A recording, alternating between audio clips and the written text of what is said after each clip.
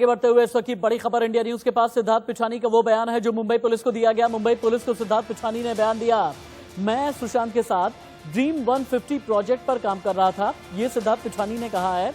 रिया के प्रभाव में आकर सुशांत ने ये प्रोजेक्ट छोड़ दिया। जनवरी 2020 में सुशांत ने कहा कि मुझे हर कोई छोड़ करके चला गया। ये सिद्धार्थ पिछानी ने बयान दिया। यानी सिद्धार्थ पिछानी ने मुंबई पुलिस के सामने जो बयान दिया था, इसकी कॉपी सिर्फ और सिर्फ इंडिया न्यूज के पास है। सिद्धार्थ पिछानी ने कहा 2017 में सेक्रेड फिग डिजाइन नाम की कंपनी में काम शुरू किया। यहां मैंने वीडियो डिजाइनिंग डायरेक्शन का काम किया। अप्रैल 2019 को मैं अकेले ही जयपुर से मुंबई पहुंचा और मेरी बांद्रा स्थित एक होटल में रहने की वहां पर व्यवस्था की गई। सुशांत बिल्डिंग के फ्लोर नंबर 15-16 पर रहते थे। यहाँ पर 5 बेडरूम, 2 हॉल और 1 लिफ्ट थे। और सुशांत के बारे में और आगे बताते हुए ये भी कहा सिद्धार्थ पिछानी ने कि सुशांत के केपरी हाइट स्थित घर पर वहां उन्हें भूत प्रेत होने का आभास होता था और सुशांत ये घर छोड़ना चाहते थे। सुशांत को अक्सर लगता था कि उस घर के गेस्ट हाउस में कोई रहता है। जब रिया और उसका भाई शौविक वहां रहने के लिए आए तो उन्हें भी ऐसी चीजें महसूस होती थी। इन कारणों से सुशांत केपरी हाइट्स का घर छोड़ने का विचार करने लगे। ये सिद्धार्थ पिछानी ने मुंबई पुलिस के सामने कबूल किया है। सीबीआई ऑफिस मुंबई से लाइव रिपोर्ट कर रही हैं प्रीति सोमपुरा। प्रीति सोमपुरा, मुझे बताएं सिद्धार्थ पिछानी ने मुंबई पुलिस के सामने जो भी कबूलनामा दिया है, ये किस ओर इशारा कर रहा है? और यहां पर एक बार फिर से भूत प्रेत, तंत्र मंत्र, डायन चुड़ैल, ये वाला एंगल आ गया।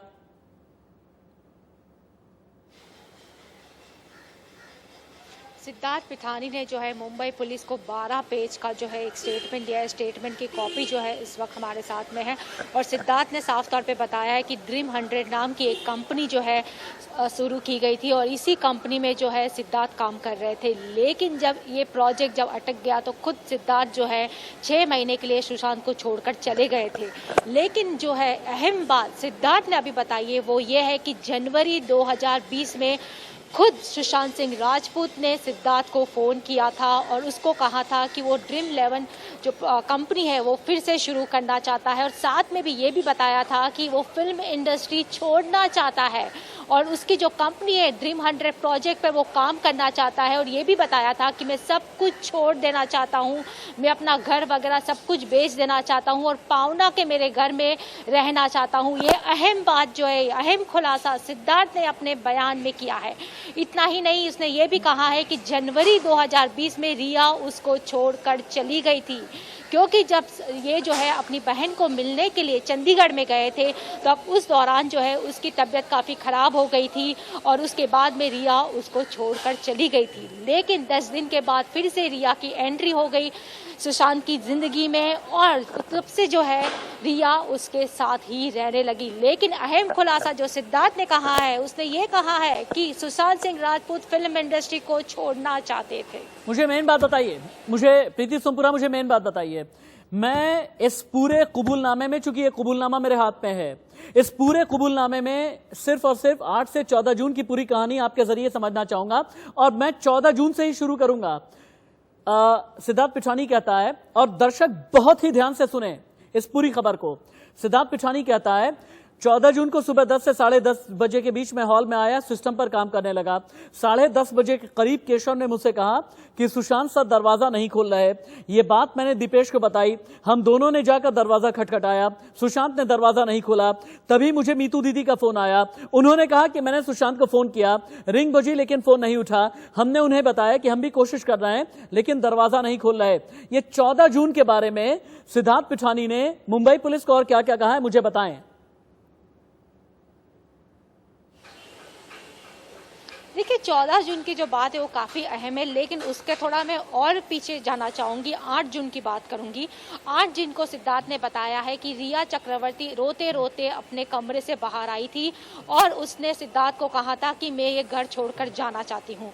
उसके बाद रिया ने अपनी सारी बैग और पैकिंग करनी शुरू कर दी और वो आखिरकार जब अपने घर से निकल रही थी तब सुशांत ने उसको गले लगाया और बाय कहा। उसके बाद में जो है सुशांत की बहन मीतू घर पे आई। 8 से 12 तारीख तारीख तक वही घर पे थी, लेकिन मीतू को अपने बच्चे की याद आने लगी, तब 12 तारीख से वो अपने घर चली गई। उसके बाद में 13 तारीख को पूरा दिन सुशांत अकेला था, किसी से कुछ बात नहीं करा। प्रीति 14 जून में बहुत कुछ छिपा है। प्रीति 14 जून में बहुत कुछ छिपा हुआ है। मेरे हाथ में ये जो कबूलनामा है, 14 जून में बहुत कुछ छिपा है। और सुनिएगा आप भी और दर्शक भी सुने, और जितनी चीजें मैं बोल रहा हूं इसे ब्रेकिंग न्यूज की फॉर्म में अगले 1 घंटे तक स्क्रीन पर उतार करके रखें। कहता है सिद्धार्थ पिठानी 10 साढ़े 10 बजे जब 10 साढ़े 10 बजे के आसपास सुशांत सिंह राजपूत का दरवाजा नहीं खुला, मैंने दीपेश को वॉचमैन से कहकर चाबी वाले को बुलाने को कहा, लेकिन वॉचमैन ने ठीक से मदद नहीं की। ये 14 जून की बात कर रहा हूं मैं। फिर मैंने गूगल से रफीक चाबी वाले का नंबर निकालकर दोपहर को 1:06 पर संपर्क किया। मेरा दिमाग यहां पर घूम गया है। मैं समझ नहीं पा रहा हूं, किसी का इतना करीबी दोस्त 10 बजे दरवाजा खटखटा रहे हैं, 3 घंटे तक दरवाजा खटखटाते रहे, तोड़ने की कोशिश नहीं की, 1:06 तक सिर्फ चाबी वाले का इंतजार करते रहे। ये क्या है प्रीति सोमपुरा? 10 बजे से लेकर के 1:06 तक ये खुद सिद्धार्थ पिठानी कह रहा है 14 जून में ये बहुत बड़ा राज है। प्रीति, ये 14 जून में बहुत बड़ा राज छिपा हुआ है। प्रीति सोमपुरा जी, जो हम बता रहे थे कि 14 जून को जो है 3 घंटे तक वो लगातार जो है कोशिश कर रहे। मीतू सिंह को भी उन्होंने फोन किया था, साथ में मीतू ने भी बताया कि वो सो रहे होंगे, उसको डिस्टर्ब मत करो। सिद्धार्थ ने खुद अपने बयान में कहा है कि उसके बाद वो लगातार जो है सुशांत को फोन करते रहे, उन्होंने दरवाजा खटखटाया, लेकिन कोई भी जवाब नहीं मिला। 3 घंटे के बाद आखिरकार चाबी वाले को गूगल से ढूंढा गया, रफीक चाबी वाले को फोन किया गया 1:06 पर, और चाबी वाला जो है वहां 1:20 पर पहुंचा है। 3 घंटे तक सिद्धार्थ ने खुद अपने बयान में कहा है, बयान की कॉपी हमारे पास में है, जिसमें उसने खुद कहा है कि 3 घंटे तक लगातार हम कोशिश करें। अब सवाल यह भी आता है कि 3 घंटे तक जब वो कोशिश कर रहे थे तो पहले ही आधे घंटे के बाद ही क्यों चाबी वाले को नहीं बुलाया गया, क्यों दरवाजा नहीं तोड़ा गया? आगे आप रहे प्रीति सोमपुरा। ये इंडिया न्यूज की सुपर एक्सक्लूसिव रिपोर्ट है आज की, और दिन भर के लिए ये इससे बड़ी और कोई खबर नहीं हो सकती। आगे मैं आपसे बात करता हूं, सुने दर्शक भी सुने। सिद्धार्थ पिठानी मुंबई पुलिस से आगे कहता है कि मैंने अपने फोन से 108 नंबर पर कॉल करके घटना की जानकारी दी। प्रीति सोमपुरा को लगातार स्क्रीन पर बना करके रखें मेरे साथ में। प्रीति सोमपुरा लगातार स्क्रीन पर रहेंगी। इसके बाद मैं और दीपेश, सुशांत के जब लॉक तोड़ा गया, 2000 रुपए देकर के मैंने जाने को रफीक से कहा। मैं और दीपेश सुशांत के कमरे में गए। कमरे में अंधेरा था, दीपेश ने कमरे की लाइट जलाई तो हमने सुशांत को हरे रंग के कपड़े से पंखे पर लटका हुआ पाया। सुशांत के पैर बेड के बगल में थे। तभी मैंने ये बात मीतू दीदी को फोन करके बताई। अपने फोन से 108 नंबर पर कॉल करके घटना की जानकारी दी। नीतू दीदी का कॉल आया, मैंने सारी जानकारी दी, उन्होंने तुरंत मेरा फोन काट दिया, और फिर उसके बाद दोबारा से फोन आया, और फिर उसके बाद क्या हुआ इसके बारे में प्रीति सोमपुरा बताएंगी। प्रीति सोमपुरा, इसके आगे देखिए, जो स्टेटमेंट उसमें साफ तौर पे सिद्धार्थ ने कहा है कि हमने चाबी वाले को बुलाया। चाबी वाले ने जो है ये कहा कि दरवाजे चाबी बनाने जाएंगे तो 2 घंटा लगेगा। तो उसके बाद में सिद्धार्थ ने कहा है कि मैंने चाबी वाले को कहा कि तुम दरवाजा तोड़ दो, और आखिरकार जब है दरवाजा तोड़ने के बाद मैंने उसको 2000 रुपये दिए, और उसके बाद मैं जब कमरे में गया तो कमरे में अंधेरा था, कुछ भी नहीं दिख रहा था। नीरज ने जो है कमरे की लाइट जलाई और AC पूरा शुरू था, AC ऑन था। उसके बाद में जब हमने देखा, जब लाइट ऑन हुई उसके बाद हमने देखा तो सुशांत जो है वो पंखे के ऊपर लटके हुए थे। उसके बाद तुरंत ही मैंने मीतू दीदी को फोन करके बताया कि सुशांत ने जो है नहीं समझ पा रहा। अगर मेरा कोई दोस्त है, एक ही घर में शेयर कर रहा हूं, उसके साथ मेरी मुलाकात होती है, उसके साथ मेरा उठना बैठना होता है, उसने आखिरी कॉल भी मुझे की है, भोर में भी उसने अगर मुझे कॉल की है, मुझे पता है कि वो टेंशन में चल रहा है, मुझे पता है कि उसका ब्रेकअप हो गया है, मुझे पता है कि रिया चक्रवर्ती के साथ में उसका ब्रेकअप हो गया, क्या मैं 3 घंटे का इंतजार करूंगा प्रीति? 10 बजे चिल्लाते रहे, चीखते रहे, दरवाजा खटखटाते रहे, और सुशांत नहीं निकले बाहर। सुशांत के बारे में कुछ नहीं पता चला, फिर से इंतजार किया।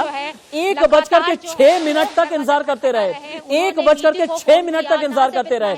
यहीं पर सिद्धार्थ पिठानी को लेकर के शक पैदा होता है। प्रीति, मुझे ऐसा लग रहा है सिद्धार्थ पिठानी ही वो शख्स है जिसके दिल दिमाग में कई राज छिपे हुए हैं।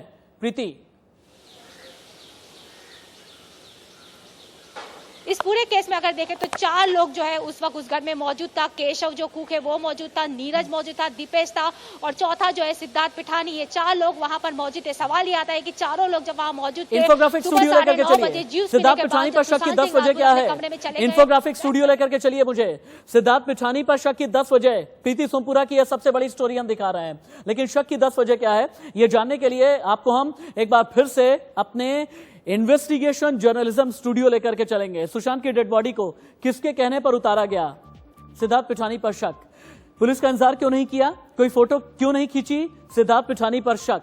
सिद्धार्थ पिठानी पर शक नंबर 3, चाबी वाले को ताला तोड़ने के बाद बॉडी आखिरकार क्यों नहीं देखने दी? 3 घंटे तक क्या करता रहा? बिहार में एफआईआर दर्ज होने के बाद हैदराबाद भाग करके क्यों गया? स्टाफ ने रिया और सिद्धार्थ के रिश्ते पर शक जताया और 8 जून के बाद सिद्धार्थ और रिया में बातचीत होती रही। सिद्धार्थ पिठानी रिया में कॉल की जगह व्हाट्सएप पर बात हुई। 1 साल में रिया सिद्धार्थ में 101 बार फोन पर बात हुई है। सिद्धार्थ का ईमेल रिया ने याचिका में इस्तेमाल किया। सिद्धार्थ पिठानी बार बार अपने बयान बदल रहा है। सिद्धार्थ पिठानी का बयान नीरज के बयान से मिल नहीं रहा। सिद्धार्थ पिठानी का बयान दीपेश सावंत के बयान से मिल नहीं रहा। और सिद्धार्थ पिठानी, सबसे बड़ी बात यही है कि मुंबई पुलिस को जो अपना कबूलनामा दिया है, सिद्धार्थ पिठानी ये कहता है कि 14 जून यानी कि सुसाइड के दिन सुबह 10 बजे उसने पहली बार दरवाजा खटखटाया है, लेकिन उसके बाद दोपहर में 1:06 पर चाबी वाला आया। सवाल बहुत बड़ा है कि अगर कोई हमारा इतना अच्छा दोस्त है जिसके साथ हम दिन रात शेयर कर रहे हैं, जिसके साथ हम उठना बैठना सब कुछ शेयर कर रहे हैं, तो 3 घंटे तक क्या इंतजार करेंगे कि अंदर से कोई आवाज ना आए और 3 घंटे तक हम दरवाजा तोड़ने की कोशिश ना करें? कुछ तो गड़बड़ है, बहुत कुछ गड़बड़ है।